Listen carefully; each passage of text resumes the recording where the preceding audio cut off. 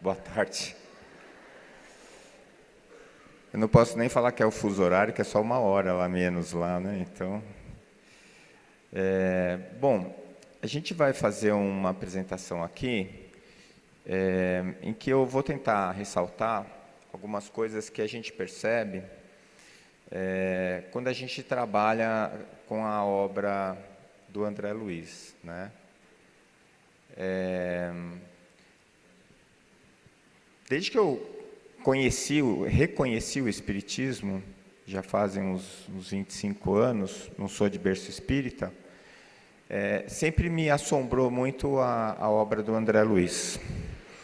E o primeiro livro que eu li, foi o Livro dos Espíritos mesmo. Quando eu comecei a sonhar com a minha avó, eu tinha tido uma experiência com uma médium, que me pôs em contato com o meu avô, que desencarnou no dia da minha colação de grau. Então eu estava assim, pronto para receber a doutrina. E aí uma amiga muito querida, a Tereza, me deu o Livro dos Espíritos para ler. E ela falou assim, olha, você vai responder muitas perguntas que você está me fazendo aqui, você vai responder lendo esse livro. E eu nunca vou esquecer, porque eu estava de plantão na Casa de Saúde, lá em Santos, um plantão de clínica médica. Eu era cirurgião, mas a gente dá os nossos pulos, né? E aí eu estava de plantão lá e eu levei o livro e eu comecei a ler o livro e eu comecei a me emocionar e chorava. Eu lia e chorava. As meninas lá do pronto-socorro acharam, falaram, doutor, o senhor está chorando? Eu falei, não, eu estou com conjuntivite.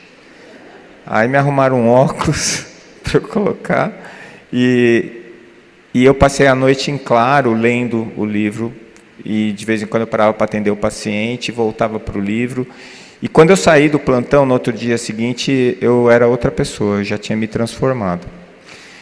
E aí eu cheguei, voltei a falar com a Tereza, falei, escuta, eu preciso de mais, eu quero saber demais dessa doutrina. E aí ela me falou, olha, a gente está começando a se reunir, os médicos espíritas, numa associação, chama Associação Médico Espírita da Baixada Santista, que depois virou a Associação Médico Espírita de Santos. E você não quer frequentar? Eu falei, não, eu vou frequentar. E o segundo livro que eu li, que foi o segundo que ela me deu, foi Nosso Lar. Eu li aquele livro e aquilo me pareceu um pouco de ficção científica. Eu não sei quando que vocês leram Nosso Lar. A primeira vez foi há 25 anos atrás. E aí eu comecei a entender a doutrina, lia Kardec e junto eu ia lendo André Luiz, porque na Associação Médico Espírita a gente foca muito o trabalho do André Luiz. E aí eu fui me desenvolvendo dentro da doutrina. A primeira vez que eu fui num centro espírita foi para fazer palestra. Eu fui falar sobre a glândula pineal. Ninguém entendeu nada. Porque eu era professor de medicina, eu fui falar da glândula pineal, neurofisiologia, foi uma catástrofe.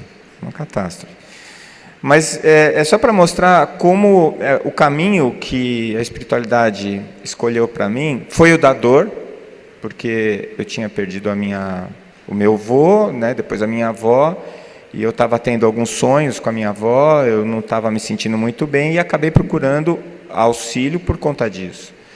Mas foi por um caminho diferente, né? Foi pelo caminho da medicina mesmo. Então, o movimento médico espírita é muito importante para mim. Muitos anos depois, num congresso da Federação Espírita, pediram para eu falar sobre o Nosso Lar. E eu fui reler o livro. E aí eu fiquei espantado com o que eu estava lendo, porque as coisas mudaram muito, né? Na Terra mudaram muito. Eu fico imaginando como é que está lá, né? No Nosso Lar atualmente. Mas, de qualquer maneira, eu acho que a gente precisava meditar um pouquinho sobre essas mudanças, né? Sobre o que aconteceu aqui na Terra. Então, eu não consigo ver muito bem todos vocês, mas eu imagino que a média de idade seja mais ou menos a minha... obrigado. Mais ou menos a minha, menos 10 mais 10. Né? Eu não vou nem falar quantos anos eu tenho. não vou fazer vocês passarem por esse desgosto. Mas eu sou de família católica, eu fiz catecismo, eu fui batizado, eu só não fui crismado que eu me rebelei com 15 anos. Eu tinha um certo problema com padres e igrejas, né? Depois o próprio Espiritismo me explicou por quê. Porque quando eu usei a batina não foi legal. Então eu critico eles, mas na verdade eu fui um dos responsáveis por algumas coisas erradas que a igreja fez. Mas toda a minha formação, tanto a formação religiosa quanto a formação moral, foi baseada na tradição judaico-cristã. A tradição judaico-cristã, ela está enraizada, inclusive, em nós espíritas, inclusive nos espíritas de berço, porque é uma cultura que ela faz parte da cultura do brasileiro, e é uma coisa muito voltada para o castigo, para o Deus punitivo, não é? E, além disso, nós ainda estamos no Ocidente. E no Ocidente, a gente tem um discurso que é totalmente antifisiológico de evitar e negar a morte. Tá? Então, a gente fica com esses dois elementos, a tradução judaico-cristã da morte e da punição, a tradição judaico-cristã da punição, do Deus punitivo, e mais a tradição da cultura ocidental de evitar a morte. E isso daí gera um problema da gente lidar muito mal com a morte das pessoas que a gente ama e com a nossa própria morte. Tá? Eu tive um caso de um dos pacientes que eu atendi, que era um padre, muito querido pela sociedade e pela paróquia dele, porque ele era um padre que trabalhou a vida inteira dele pela comunidade que ele cuidava. Ele tinha fundado um asilo, ele tinha creche, ele fazia cursos dentro da igreja, cursos profissionalizantes, ele fazia um trabalho social muito grande, muito forte. E eu recebi esse paciente no pronto-socorro do hospital com uma hemorragia digestiva. E quando a gente fez o diagnóstico, era um câncer de estômago. Mas um câncer bastante avançado, a gente não tinha mais chance de tratar ele. E a gente conversou, quando ele saiu da anestesia, eu expliquei para ele o que estava acontecendo e fui conduzindo o caso junto com a oncologia. Ficou decidido que não tinha mais nada para fazer, não adiantava fazer químio nem rádio, e, na verdade, ele estava já no limiar de uma nova existência, né, de uma nova vida.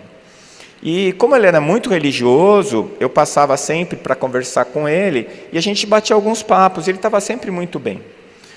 Não sei quantos de vocês já ouviram falar de Elizabeth Kubler-Ross, né, que é a fundadora da tanatologia, e ela falava das etapas do morrer, né, primeiro a negação, depois a revolta, né, depois a depressão. Então, a barganha, a depressão e depois a aceitação. A gente sabe, né, e a minha vida como cirurgião mostrou isso, que nem todo mundo consegue chegar na aceitação, e que muitas vezes a coisa vai e volta, vai e volta, vai e volta. Você fala, agora vai, e daqui a pouco, no outro dia, ele regrediu. E esse paciente, esse padre, ele entrou num processo de depressão, que não é a depressão doença, é a depressão de autoavaliação. É como se o paciente mudasse de dimensão. Você entra no quarto e ele não está nem prestando atenção que você entrou no quarto. Ele está tão voltado para ele mesmo que você não consegue, às vezes, nem dialogar. E eu aprendi com a doutora Kubler-Ross que mesmo nesses momentos é para você ir e ficar lá. Marca no relógio 5 minutos, senta e fica olhando para a cara dele. Faz uma prece, alguma coisa. E eu comecei a fazer isso. Num determinado momento, ele se virou para mim e mostrou que fez um contato, olhou para mim. E eu aproveitei aquele momento e falei assim, padre, por que o senhor está assim? Qual é o problema? Será que eu não posso te ajudar? Aí ele começou a chorar. E ele falou assim, meu filho, é que eu tenho pensado muito nas coisas erradas que eu fiz. E eu não sei se eu vou ser perdoado. Aí eu olhei para ele e fiquei pensando, né? E agora? O que eu vou falar para o padre? Aí eu fiz uma prece rápida lá, a gente bipa o anjo da guarda, né? hoje em dia não é mais bipar, a gente manda um WhatsApp, e eles ajudam. E aí eu virei para ele e falei assim: padre, que Deus é esse que o senhor acredita? Ele me olhou meio assim, e falei assim: porque o Deus que eu acredito, ele é infinitamente bom e justo. Pelo que eu saiba, tem gente fazendo fila para visitar o senhor lá embaixo na recepção. O senhor é uma pessoa super querida, o senhor trabalhou, abriu mão de um monte de coisas da sua vida para trabalhar em nome de Jesus Cristo. Se o senhor vai para o inferno, espero que seja grande o inferno, padre, porque vai todo mundo. Todo mundo vai para o inferno. Ele riu, ele sorriu. Ele falou assim: mas e os nossos pecados, né, meu filho? Eu falei: mas esse pai não vai perdoar os nossos pecados? E dar uma chance para a gente corrigi-los, talvez? Né? E aí, a partir daquele momento, ele entrou na aceitação. Ele abriu de novo, porque ele tinha pedido para não receber mais visitas. E aí foi aquela fila, e ele foi piorando, até que ele entrou em coma e faleceu, desencarnou. E ele me trouxe uma lição muito importante, esse padre, porque ele me mostrou essa questão de que, na hora da verdade, em que você está no limiar do fim da sua existência terrena, é a hora em que a sua fé é testada. E toda essa influência do meio acaba oprimindo a gente. Então, eu acho que um bom momento da gente tentar evitar isso é agora, antes da gente chegar na hora da verdade, né? Algumas coisas a gente andou fazendo para tentar melhorar, né? Isso daí é da minha época, que os meus filhos eram pequenos. Esse é o Puro Osso, eu não sei quem conhece. É um personagem de desenho animado que representava a morte de uma maneira bem humorada. E eu cito isso porque eu acho isso um grande avanço para a nossa sociedade, né? A gente não pode mais ficar olhando para a morte como sendo alguma coisa tão terrível, porque ela é inevitável, né? Não sei se vocês sabem a definição de vida, todo mundo aqui sabe? Doença sexualmente transmissível com 100% de óbito, né? Então, não é rogar praga para ninguém, mas todo mundo que está aqui nesse teatro vai morrer, né? Aliás, já morreu algumas vezes, vai morrer de novo, né? E isso não pode ser uma coisa ruim, a gente não pode ficar angustiado com isso, né? E, do outro lado, tinha uma questão que sempre me incomodou, que é esse tal do céu, né? Então, o que eu aprendi lá no catecismo era uma coisa mais ou menos assim: eu ia morrer, e aí eu ia subir lá e encontrar uma porta no céu, que às vezes eu imaginava como um portão muito grande, dourado, às vezes não. Ia ter lá um senhorzinho de barba, uma cara boazinha. Eu não achei a cara boazinha desse aí, mas tudo bem, foi a foto que eu consegui achar. E ele ia estar com um livro na mão. Quando eu olhasse a capa do livro, ia estar escrito lá: Décio. Aí eu ia olhar para ele, o dono da chave do céu, né, é São Pedro, não é? É ele aí. São Pedro, pessoal, São Pedro. Vocês vão ter que encontrar ele lá, né? E aí o São Pedro ia começar a ler a história da minha vida, e ia dizer assim: olha, isso aqui, você puxou o rabo do gato quando você tinha lá 4 anos, menos 1. Mas olha, você ajudou a senhorinha a atravessar a rua, mais 2. Ia fazendo a conta. No final, se desse 0 mais ou menos 2, purgatório. Menos 2 para baixo, inferno, mais 2 para cima, céu. Tá bom isso para vocês? Tá péssimo, né? Tá ruim demais. Eu não achava isso legal, não. E quando eu aprendi isso, a minha esperança era o São Pedro, que afinal de contas era um santo e bonzinho. E eu tinha esperança que ele quebrasse o meu galho. Eu ia fazer aquela cara de gato de botas para ele e fazer um biquinho, quem sabe ele ficasse com pena de mim e deixasse eu entrar, né?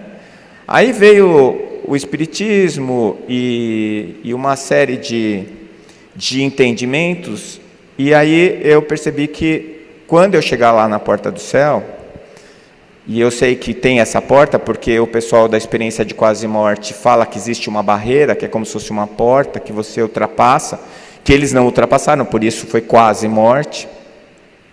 Mas dentro da experiência de quase morte, muitas das coisas que eu descrevi para vocês aqui acontecem. Por exemplo, rever a sua vida.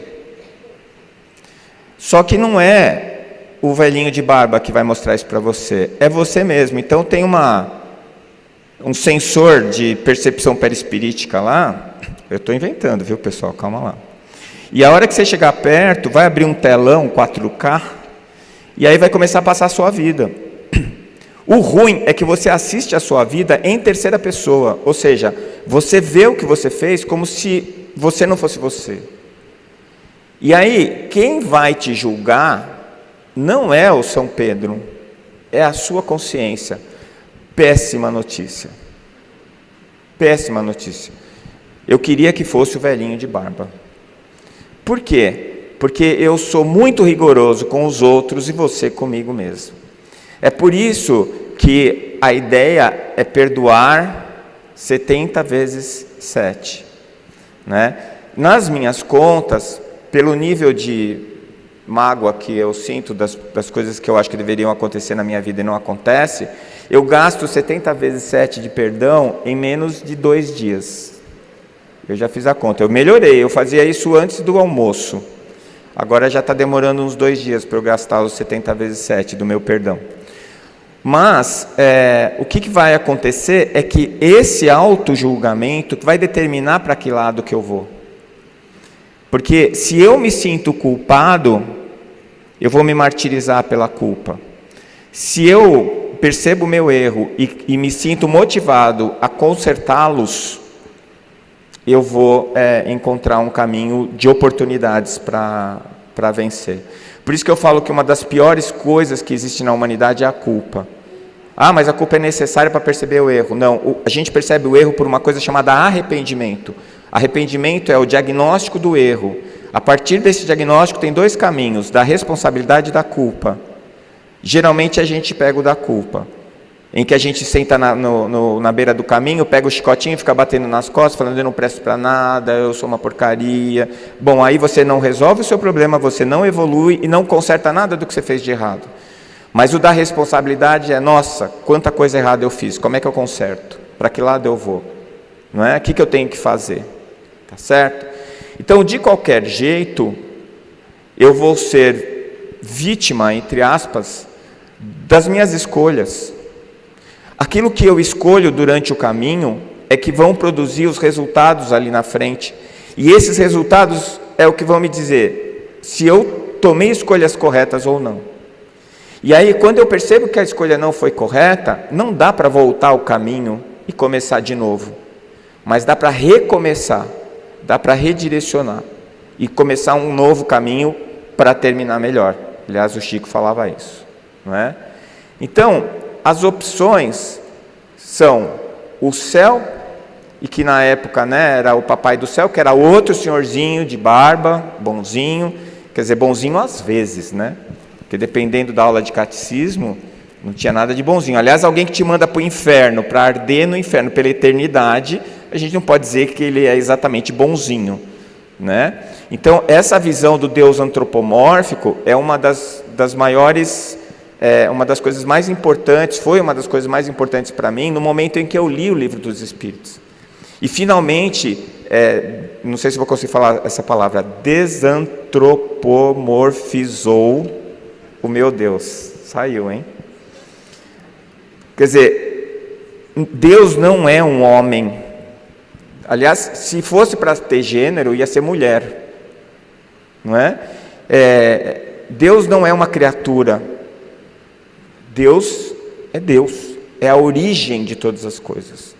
Aliás, ele é uma necessidade epistemológica. Para a gente ser lógico e racional e pensar em ciência de uma maneira lógica e racional, Deus é uma necessidade conceitual. Por quê? Porque senão eu vou admitir que o nada criou alguma coisa. Bom, se era nada, o nada cria nada. Né? Então, o que a gente está falando aqui é o seguinte, que essas adaptações que nós fomos fazendo ao longo do tempo, principalmente depois da vinda de Jesus, e que nós fomos adicionando penduricalhos na mensagem do Cristo para gerar controle sobre as pessoas, porque assim,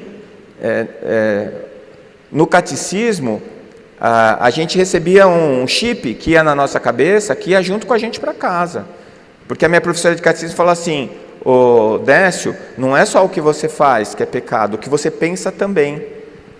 Meu Deus, que terrorismo! Aí eu deitava e eu pensava algumas bobagens, né? Vocês não, né? Vocês nunca pensaram bobagem, né? Principalmente quando a gente tem 14, 15 anos, você imagina a quantidade de bobagem que eu pensava por minuto. E aí eu falava, bom, danou-se, eu vou para o inferno, não vai ter jeito. Já antes de fazer 18 anos, eu já pequei um monte de vezes no pensamento. Mas o que era esse pecado no pensamento?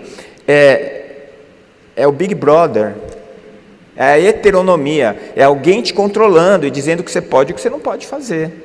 Isso é uma ação de controle, é o exercício de poder. Deus não tem absolutamente nada a ver com isso, Jesus não tem absolutamente nada a ver com isso, mas era como eu me sentia. E mesmo esse Deus que podia ser aterrorizador, ele era acompanhado de um outro ente que era pior que ele.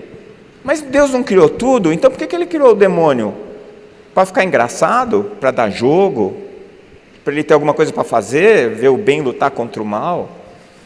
Não é? Isso também nunca fez sentido para mim. O bem e o mal serem criados por Deus. O mal é nossa responsabilidade. E é mesmo, sabe por quê? Porque a única coisa que foi criada foi o bem, é o amor, que é a emanação divina. E o mal? O mal é o incriado, é a ausência do bem. Já falou isso Santo Agostinho. Aí as coisas começaram a fazer sentido para mim, porque é igual o claro e o escuro. Se você está numa sala fechada, com tudo fechado, está escuro lá dentro. Se você abrir uma fresta, a escuridão não sai, é a luz que entra. Se você acender um fósforo, acabou a escuridão. Então o mal, ele não luta contra o bem, ele é apenas a ausência do bem. Se você acender um fósforo de luz, de bem, acaba a escuridão. Isso fez todo sentido para mim, porque Deus não criou o mal. Agora, Ele está sempre criando, e Ele tem em nós os co-criadores do universo. Então não é só Ele que cria, Ele cria, nos cria puros e ignorantes, para que nós co-criemos os universos, o universo, tudo que existe ao nosso redor. Nós ainda somos co-criadores menores, o André Luiz nos explica isso, mas um dia seremos co-criadores maiores, como Jesus, por exemplo. Então, esse processo foi me ajudando a entender Deus. Outra coisa que eu pensava, bom, então Deus é preguiçoso, porque Ele podia ter feito a gente pronto já. Por que Ele fez a gente puro e ignorante para a gente passar por essa perrenga toda até chegar lá? Vocês nunca pensaram nisso, não? Sou só eu que sou meio perturbado? Gente, se Ele tivesse feito todo mundo pronto, perfeito, não teria indivíduos. Nós seríamos exatamente iguais. Então o que Ele fez? Todo mundo vai ser crístico, todo mundo vai ser perfectível, mas todo mundo sai do zero e escolhe o seu caminho. O grande presente que Ele nos deu se chama livre-arbítrio. E o livre-arbítrio faz com que a nossa história seja absolutamente única. Então, quando a gente chegar lá e estiver tomando um cafezinho com Jesus, vai falar assim, pô, nós somos igual a Jesus? Não, agora, no nível de evolução, pode ser que a gente esteja igual, mas Jesus tem uma história, você tem outra. O fato de você escolher os seus caminhos faz com que você seja único. Podem e são criados infinitos seres, nenhum deles vai ser igual, porque cada um deles vai escolher o seu caminho. Então vocês vejam como as coisas vão se encaixando e vão me trazendo uma paz muito grande, porque eram coisas que me atormentavam. Enquanto eu ia crescendo, ia vendo o mundo, ia tentando entender a religião, ia tentando entender o que a igreja estava me ensinando, aquilo não fazia sentido para mim. E dentro da ciência, eu comecei a acreditar que talvez Deus não existisse. Aí era o fim da quermesse, né? Porque aí, se eu não tenho a transcendência, eu não tenho absolutamente nada. A vida perde o sentido. E quando a vida perde o sentido, o caminho é insuportável. Viktor Frankl já disse isso. Quando nós temos um porquê, suportamos quase qualquer como. Se eu não tenho porquê, nenhum como é suportável. É o que está acontecendo hoje com os nossos jovens. Tiraram deles a espiritualidade e deram todo o recurso material. A vida deles ficou absolutamente vazia. E o que faz? Se mata, suicida. Está uma droga. Se a morte é o nada, é melhor o nada do que a droga. Então, interrompe o processo, né? Só que quando chegar do lado de lá vai ser um problemão, né? E aí, eu ficava lá no meu quarto, pensando que ou eu ia para o inferno, ou eu ia para o céu. E eu não sabia o que era pior, porque o céu era muito chato. Era um monte de nuvem, com um monte de gente lá, e todo mundo, ave. E passava um anjinho para cá, passava outro anjinho para lá. E eu pensando, meu Deus, né, que tédio. E aí eu já não sabia mais se o melhor era ir para o inferno ou ir para o céu. Começou a ficar complicado. E aí eu me lembro de um quadro figurativo que me mostraram, que me falaram, né? Eu li, eu não sei se alguém já ouviu falar disso, que o espírito chegou lá na porta da espiritualidade e o outro espírito que recebeu ele falou assim: escuta, eu sei que não foi nada disso que você aprendeu lá na Terra, mas aqui é o seguinte, você escolhe se você quer ir para o céu ou para o inferno. Mas isso é pergunta que se faz? Ele falou, se você quiser a gente pode fazer um tour. A gente faz um tour pelo inferno, depois a gente pega o elevador, faz um tour no céu, e aí você decide depois o que você quer fazer. Maravilha, melhor do que imaginar, vamos lá. Pegaram o elevador e desceram para o inferno. Chegou lá no inferno, tinha um panelão enorme, bem fundo, com comida lá no fundo. E cada um dos que estavam lá no inferno tinha uma colher bem comprida que era suficiente para pegar a comida. Só que depois que eles pegavam a comida, eles tinham que puxar a colher para poder comer, e aí a comida caía. E estava todo mundo magrinho, chorando, desesperado, morrendo de fome. Falou, melhor não. Pensou, né, acho que lá no céu deve ter garçom, vai ser melhor.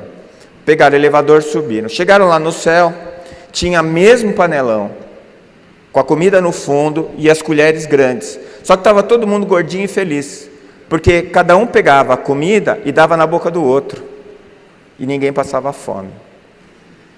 Eu lembro que isso me marcou, porque foi a primeira vez em que fez sentido para mim essa história do que a gente vai enfrentar, né, quando a gente desencarnar.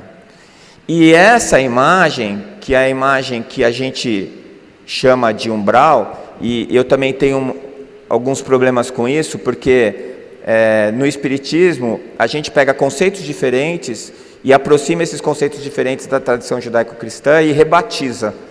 Então a gente não acredita em inferno, mas a gente fala do umbral como se fosse, né? A gente não comunga a hóstia, mas a gente toma água fluidificada como se fosse.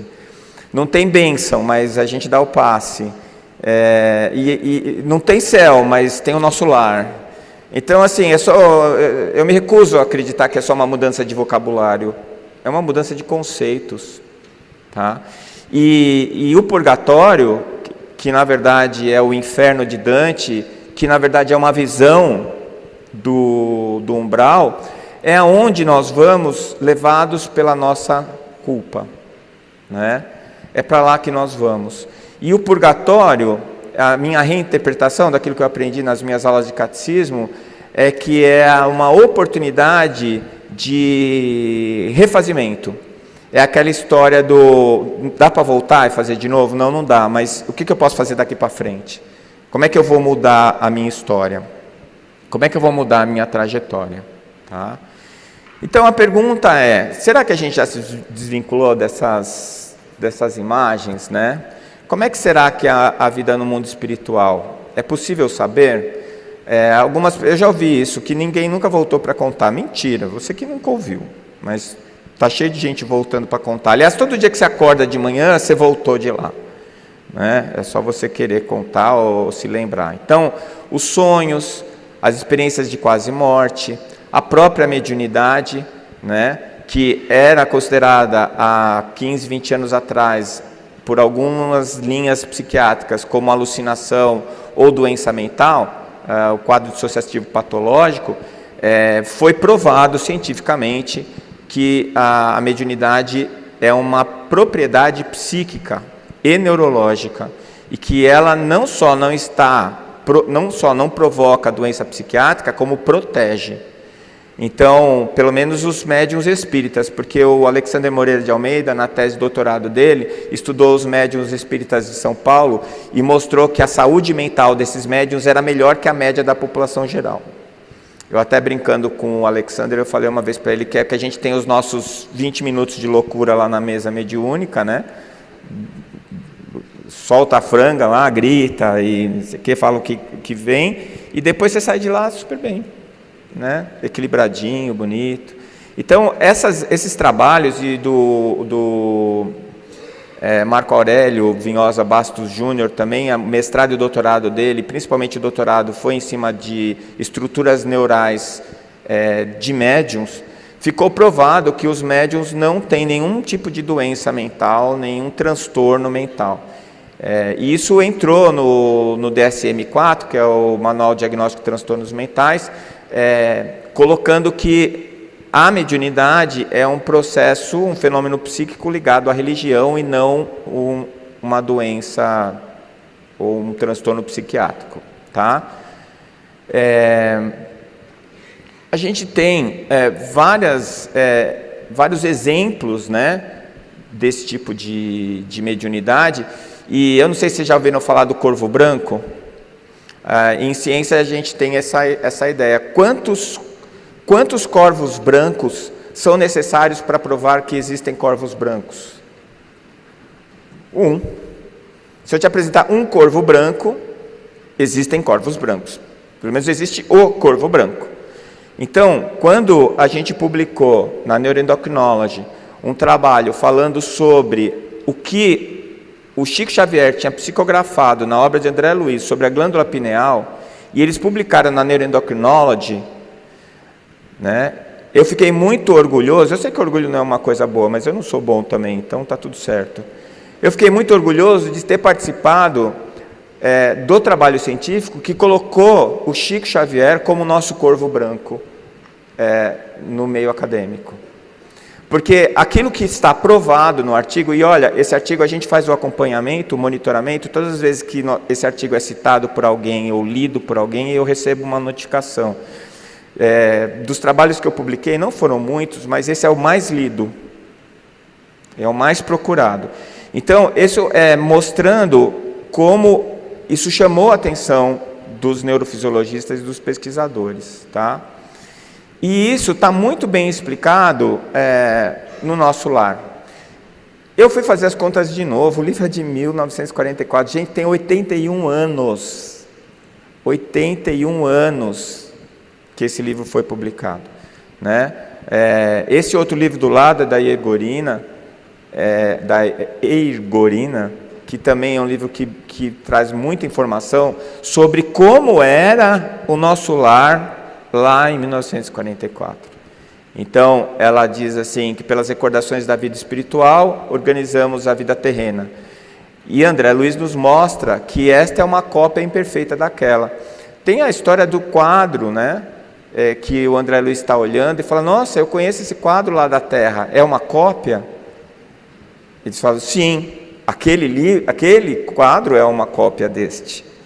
Né? É igual quando a gente fala do duplo etérico, a gente fala que o duplo etérico é uma cópia do corpo, ao contrário, o corpo é uma cópia do duplo etérico, o original é o primeiro. E aí eu fiz algumas coisinhas assim, eu não consegui achar tudo, tá, pessoal? Mas como é que era a Terra em 1944? Um disco em 1949. Outro dia o Felipe, o meu filho do meio, vai se formar médico agora no final do ano. Eu estava arrumando o armário, tinha os meus vinis lá, né? Que a minha mulher queria jogar fora e eu escondi eles num buraco lá. E ele falou assim, que é isso aí, pai? Eu falei, é disco de vinil. Ele falou, que legal. Posso dar uma olhada? Pode. Ele pegou aquele bolachão desse tamanho, olhou de um lado, olhou do outro, falou assim, toca dos dois lados? Eu falei, é. Eu falei, deve caber música pra caramba aí, hein, pai? Não cabe, filho, é umas 10 músicas no máximo, né? Isso porque ele ainda é de uma geração que viu o CD-ROM. Porque a geração agora nem isso tem, é só pendrive. Aliás, nem o pendrive, agora está tudo na nuvem. Televisão. Gente, eu sou da época que você ligava a televisão, tinha que esquentar. Ficava um pontinho preto no meio da tela, fazendo um barulho esquisito. Pi. Eu sou da época que às 8 horas aparecia um negócio com um índio e falava assim, acabou a programação, agora é só amanhã. Vão para suas camas, vão dormir. Não é? E era tudo preto e branco. Televisão de válvula. Era um móvel. Era grande pra caramba. E disco, então. Eu lembro, eu não conseguia achar, mas quando meu pai comprou um aparelho estereofônico, a minha mãe teve que vender o piano para colocar o aparelho estereofônico no lugar. Era um móvel, parecia um buffet que vinha, e o que meu pai comprou era do último tipo. Ele tocava vários discos, porque era assim, o disco ficava preso. Quando acabava, caía um em cima do outro. E aí voltava, era automático, ele tocava de novo. O fino da tecnologia, né? Mas, como é que as coisas ficaram? O disco foi diminuindo, virou um CD-ROM, virou um Blu-ray, virou um... E agora não virou nada. Você tem que baixar o app da nuvem para ouvir música. Bom, a TV, que era um móvel enorme, agora você pode assistir até no relógio, se você quiser. E o aparelho de som, bom, se você botar no bolso, é capaz de você perder ele dentro do bolso, porque é tão pequeno que não dá para achar. E pensa, o som muito melhor, né? Muito melhor. Aquele aparelho estereofônico que meu pai comprou, era horrível o som, né? Só era alto, mas distorcia, aqueles alto-falante que era feito de papelão, uma coisa maravilhosa, né? E mais, computador em 64, computador em 65. Esses computadores, o primeiro computador que a IBM fez, ele ocupava um andar inteiro da IBM. Ele não era capaz de fazer 1/5 do que esse aparelho do inferno aqui é capaz de fazer. Não faz. A nossa capacidade computacional é tão maior, tão mais rápida, tão mais potente, com um aparelho que cabe no nosso bolso. E é muito mais potente do que aquele andar inteiro da IBM, que é de 1964. Tem 61 anos. Não é? Gente, isso está acontecendo, e muito rápido. Computador, né? Eu peguei um antigo, né? E que já era pequenininho. E o telefone, então? Eu digo assim, nessa época, que o telefone ficava preso na parede, a gente era livre. Soltaram esse demônio, e agora nós é que somos escravos dele. Quando meu pai comprou o telefone, a minha mãe, eu fui ligar para o meu primo, porque precisava comprar telefone, era uma coisa cara, era um patrimônio, você comprava para investir, vendia. E aí chegou o telefone lá em casa, eu fiquei tão contente que fui ligar para o meu primo. Minha mãe falou, você está louco? São 8 horas da noite, não pode ligar para as pessoas essa hora, está tarde. Onde foi parar essa etiqueta? Aonde foi parar essa etiqueta? Outro dia eu estava falando com um amigo meu e ouvindo um certo eco, uns barulhos estranhos. Eu falei assim, você não está no banheiro não, né? Ele falou assim, eu estou, por quê? Eu falei, meu amigo, dá licença. Eu vou desligar, depois que você estiver disponível, você me liga de volta. Gente, que é isso? Onde é que nós estamos com a cabeça?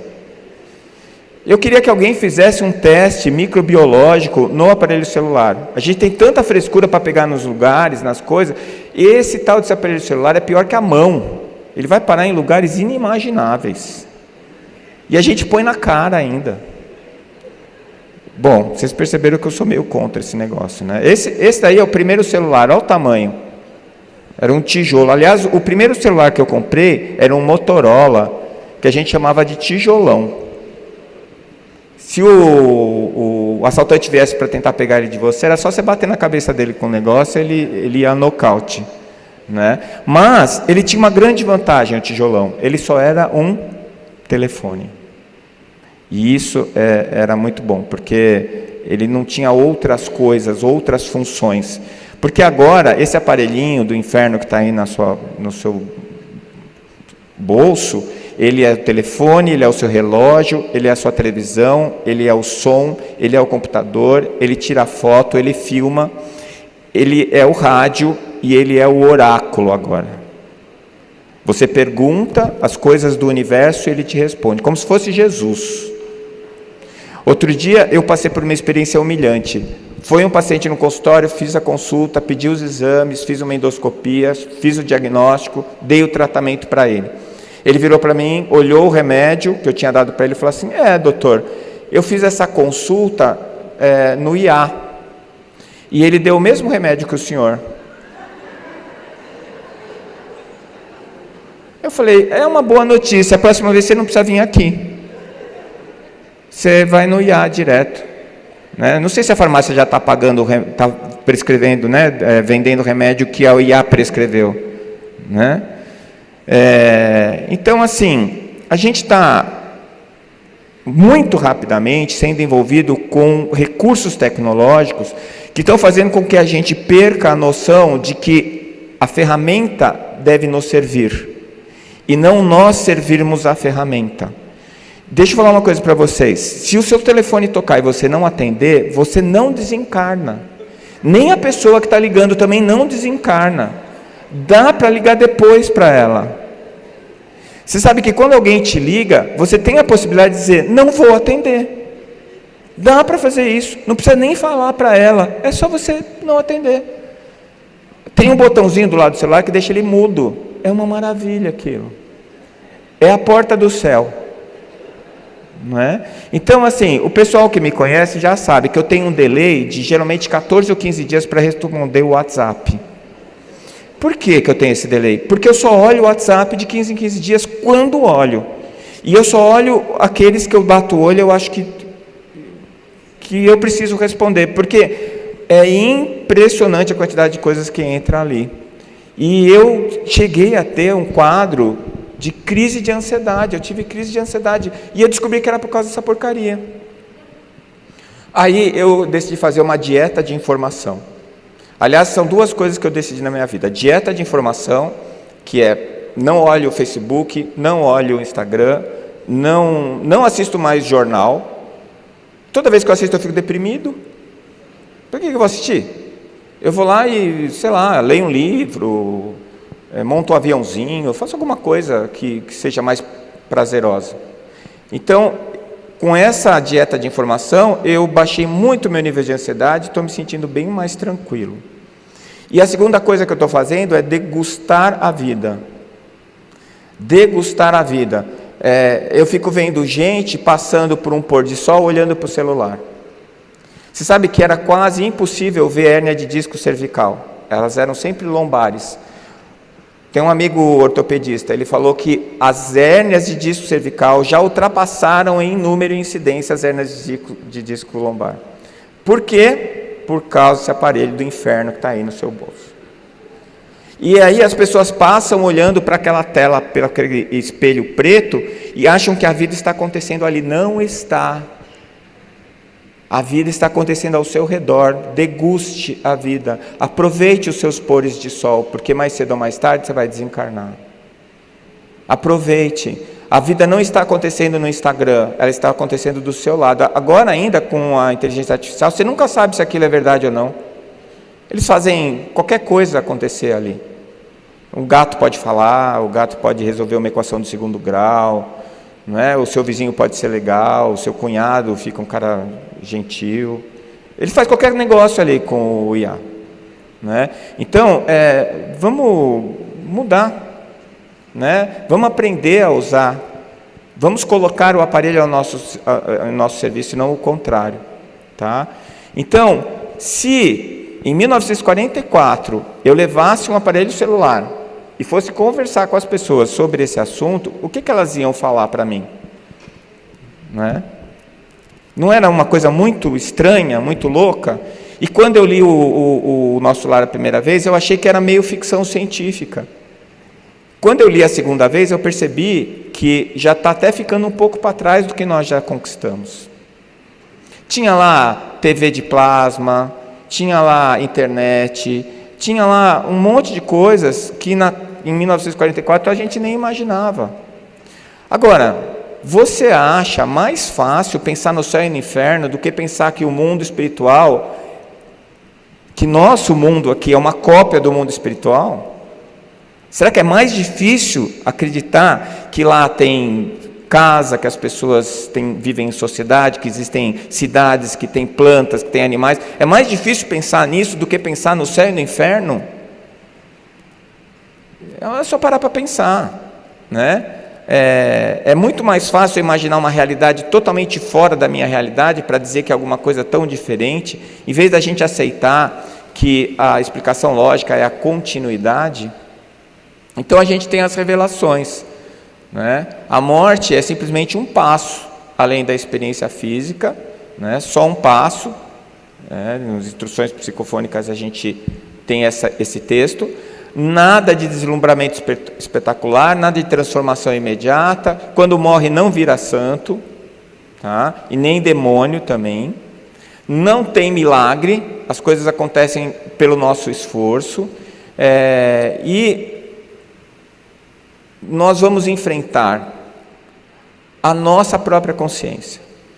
Esse é o nosso grande desafio. E é para agora, não é para quando a gente morrer, né? Além da geografia multidimensional, né? Onde é que nós estamos? Onde é que é o nosso lar? Que todo mundo falava que é céu.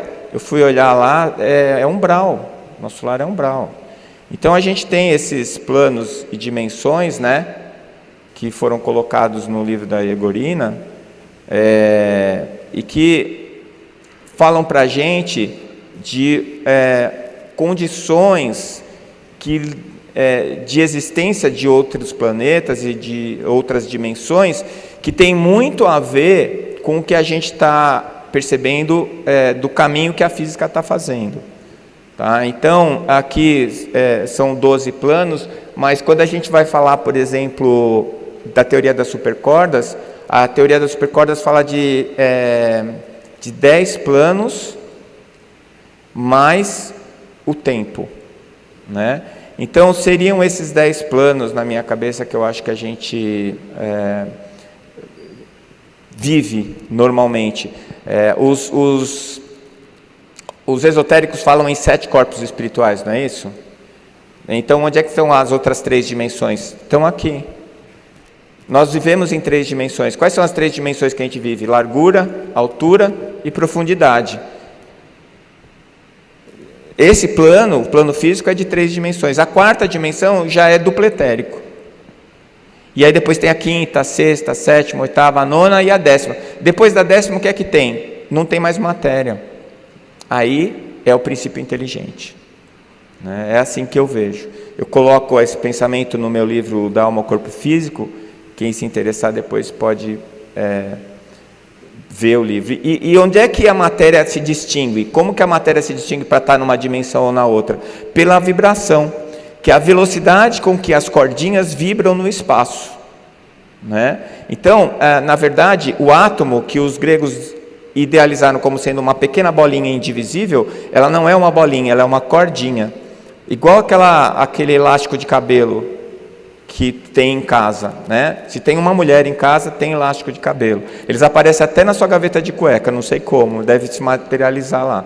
Aí você imagina esse elástico de cabelo vibrando como se fosse um ataque epilético, e vibrando bem rápido, bem rápido, bem rápido, ele vai formar uma bola.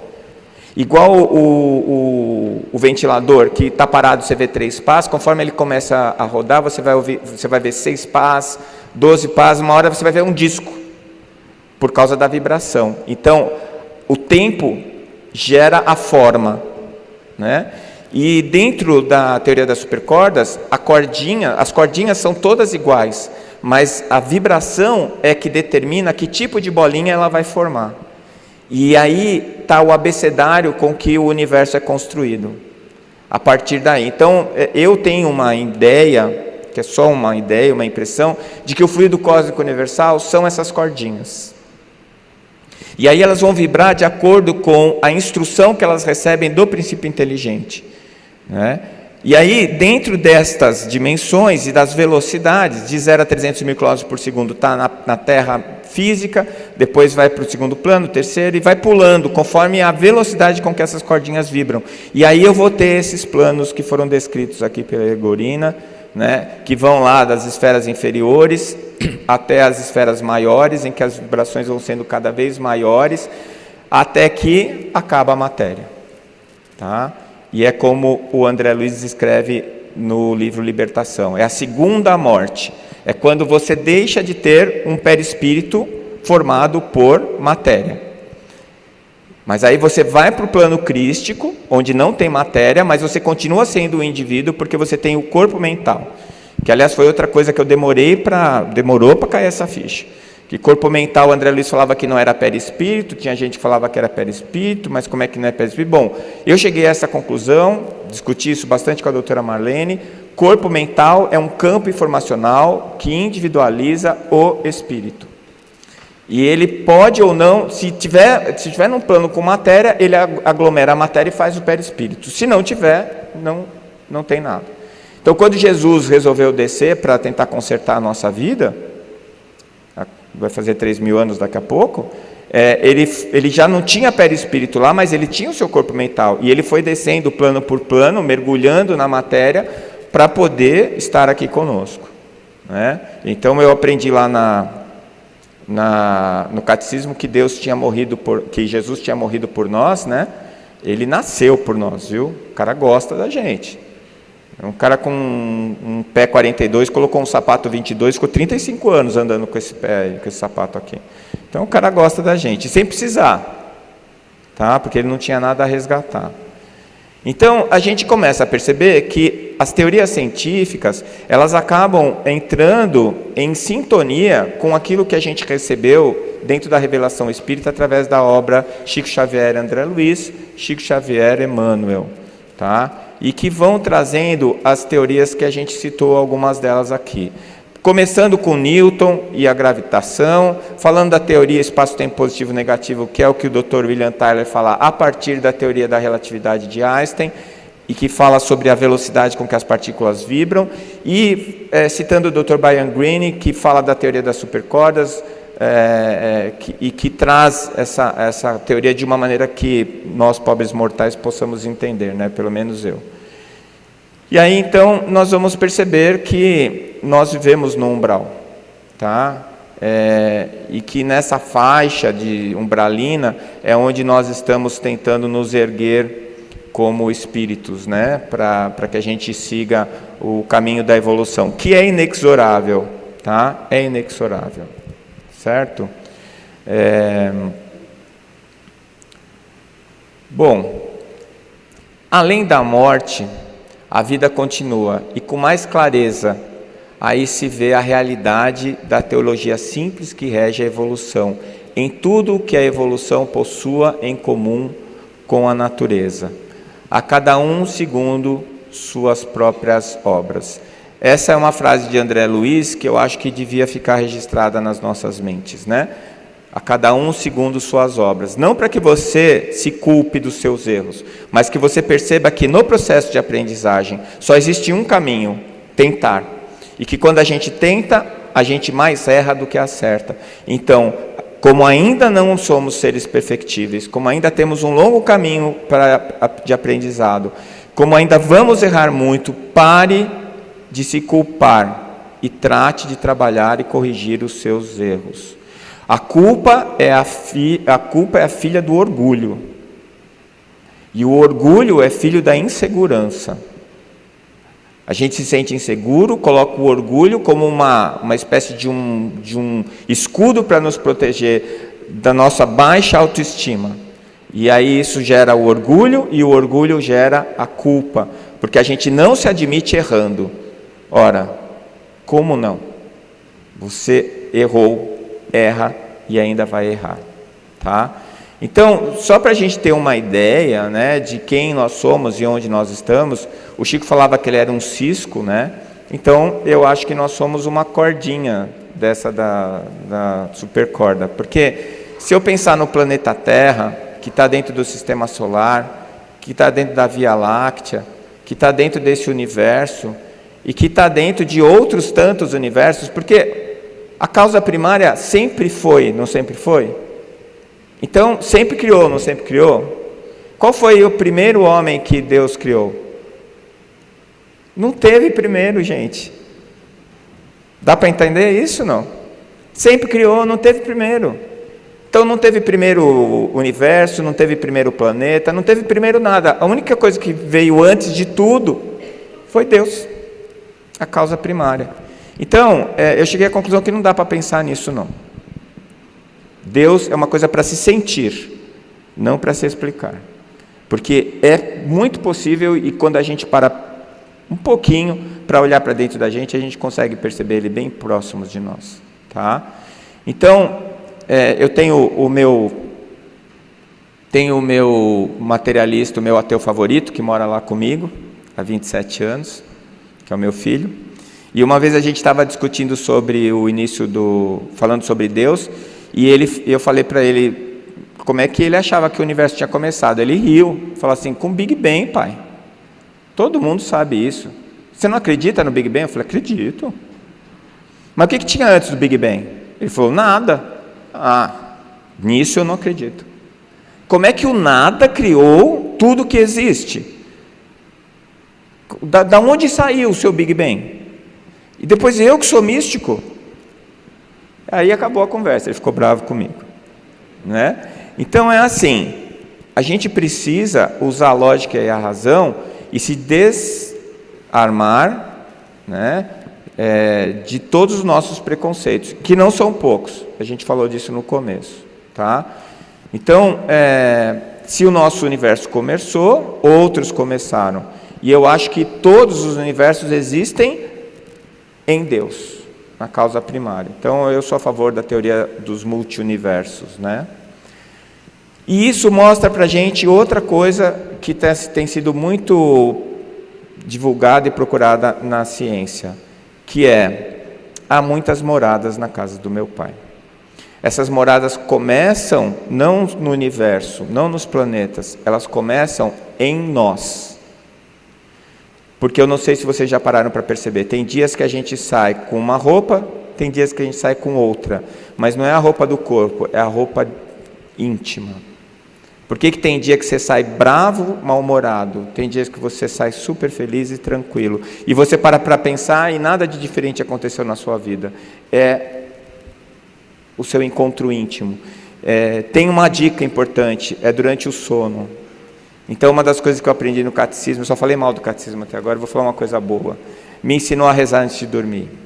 Fazer o exame de consciência, voltar, olha, o que foi que eu fiz nesse dia, quem sabe amanhã eu consigo consertar essas burradas que eu fiz agora, e eu vou tentar ser melhor amanhã, faz uma prece e agradece. Na hora que você dormir, seu corpo descolar, vai ter uma galerinha, gente boa te esperando. Falei, que bom desse que hoje você escolheu entrar por essa porta, vamos lá que estão esperando para a aula. Né? Porque eu tenho um amigo lá do Rio Grande do Sul, que ele tem mediunidade onírica, ele lembra de todos os sonhos. E ele me ligou outro dia e falou: Décio, estou te ligando porque nós começamos um curso novo lá na espiritualidade. Nós estamos na mesma turma. Eu falei: Rogério, você está de brincadeira, né? Ele falou: por quê? Você lembra de tudo? Claro, eu lembro. Hoje a gente estudou sobre a consciência. Eu falei: então não devia ter me avisado, porque eu não lembro de nada. Né? Mas fica lá em algum lugar. Então, o problema é quando você falta nas aulas. E quando que você vai faltar? Quando você dormir mal. Quando você for para a cama com raiva, né? Não é hora de discutir DR, viu, pessoal? Não é à noite. Vai discutir a relação antes de dormir, aí acaba brigando, vai os dois dormir com a cabeça inchada, né? Não é legal. Deixa para discutir em outro horário. De preferência quando você estiver fazendo alguma coisa agradável, né?